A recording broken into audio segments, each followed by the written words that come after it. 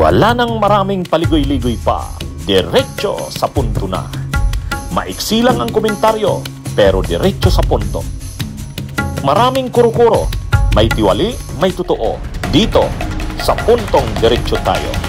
Punto, diretso.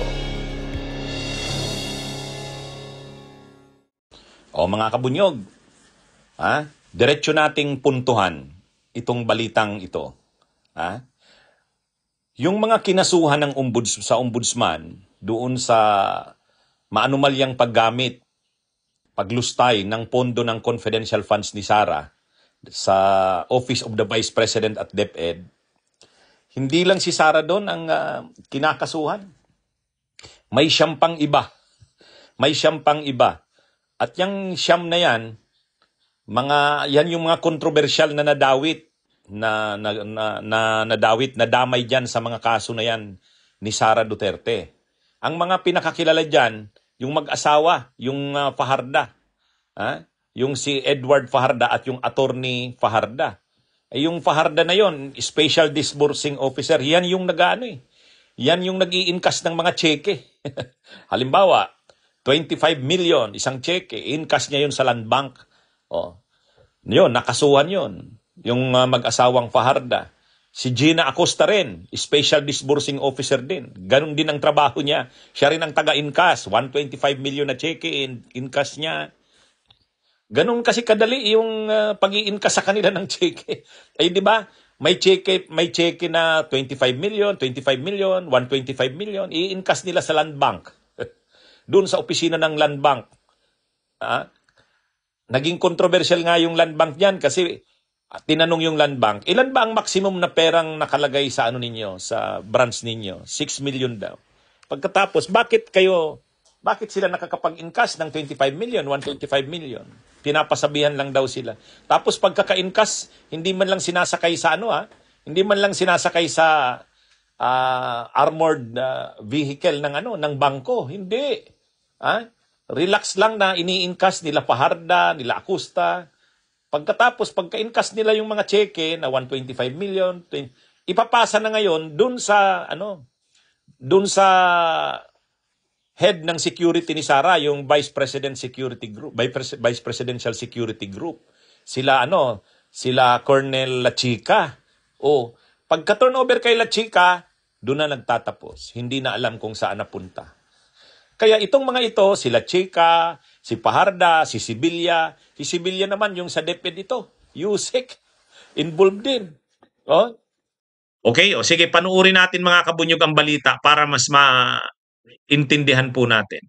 Pinasasagot ng Ombudsman si Vice President Sara Duterte at ilan itong tauhan sa Department of Education at Office of the Vice President tungkol sa inihaing reklamo ng House of Representatives kaugnay ng umuni maanumalyang paggamit ng confidential funds. Sa order na inisyo ngayon at eksklusibong ipinakita sa GMA Integrated News, inatasan ng Ombudsman si Duterte na magbigay ng kanyang kontrasalaysay sa loob ng 10 araw. Ito ay laban sa reklamong isinampa ng Kamara nitong Lunes para sa umunay plunder, technical malversation, falsification, use of falsified documents, perjury, bribery, corruption of public officers, betrayal of public trust at culpable violation of the Constitution.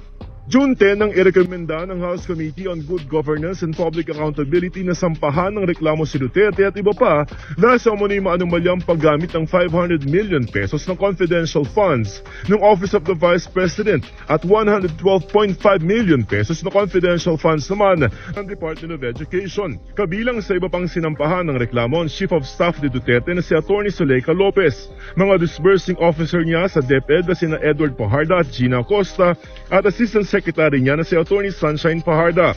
Sabit din sa reklamo sina Colonel Raymond Dan La Chica, Commander ng Vice Presidential Security and Protection Group at Lieutenant Colonel Dennis Nolasco. Ayon sa Ombudsman, kung hindi makakapagsumite ng kanilang counter-affidavit ang mga respondent, ay itinuturing na itong waiver nila at itutuloy na ang preliminary investigation sa reklamo. Sinusubukan namin kunan ng pahayagang kampo ni VP Sara at ng iba pang mga respondent. Ngayon, anong masaklap dito? Ang masaklap dito, sasabihin nila, sumunod lang naman kami sa order. Sumunod lang naman kami sa order. Siyempre, under kami ng Vice President, under kami ng DepEd Secretary. Oo, pero dapat alam nyo Lawful ba yung order sa inyo? Sa tingin nyo ba tama yung pinapagawa sa inyo? Halimbawa doon kay Colonel Chica ng Philippine Army. Naka-assign ka sa Vice President, ikaw ang head ng security. Trabaho mo ba na tumanggap ng pera? Na pagka na-inkas na yung cheque, 125 million, trabaho mo bang tumanggap nun? Ikaw ang tatanggap nun, hindi mo trabaho yun. At magdududa ka na. 125 million, tas kanino mo dinadala? Ay dapat nun, kung ininkas yung cheque na yon, para yun sa DepEd, dapat pagka-inkas, dadalhin sa DepEd. Or kung ininkas yung cheque na yon, yung pondo na yon, para yun sa Office of the Vice President, dapat sa Office of the Vice President dadalhin yun. Ay pagka-inkas, nakuha na nila La Chica. Yung head ng security ni Sara, hindi na alam kung saan dinala. Tapos nalaman na lang natin kung saan napunta yung mga pera. Napunta kay Mary Grace Piatos, kay Oishi. O yun ang masaklap dyan. Kaya itong mga siyam na ito na mga nakasuhan, sila yung mag-asawang Fajarda, Gina Acosta, si Cornelia Chica, si Sibilia, yung mga nakasuhan na yan dyan, sa mga paglulustay na yan ng pundo ng bayan, confidential funds ni Sara. O si Sara, syempre kaya niyang kumuha ng abogadong sasagot niyan. Marami siyang pera eh. Pero yung mga ito, saan sila kukuha ng mga abogado? Puprovidean ba sila ni Sara ng abogado? At ang kaso niyan, plunder. Plunder yan, non-bailable yan. Kapag lumabas ang resolution dyan ng ombudsman at na-file yan sa Sandigan Bayan, mag-i-issue ang Sandigan Bayan ng warrant of arrest sa kanila. Ang mangyayari kanila dyan, parang katulad yan ng mga PDAP scam ni Revilla, ni Jinggoy sa ni Enrile. Ay di ba si Revilla na-acquit sa kaso na plunder? Gumasto siguro si Revilla. Pinagalaw ang pera, na-acquit. Pero yung kanyang chief of staff, si Attorney Richard Cambe, nakulong at na-convict. Yun, doon sa kanya nadiin siya doon. Kasi siyempre, nag-deny si Revilla. Hindi ko alam yan. Wala akong alam dyan.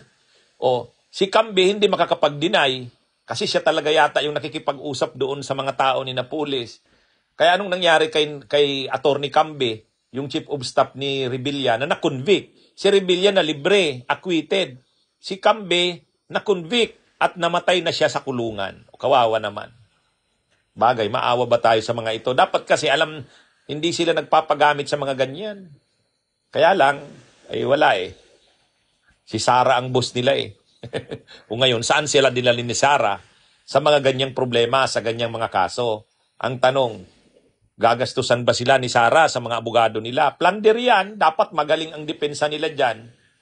Itong mga matataas, itong mga officials ng Philippine Army, ng AFP na na-assign kay Sara, security, Vice President, Presidential Security Group.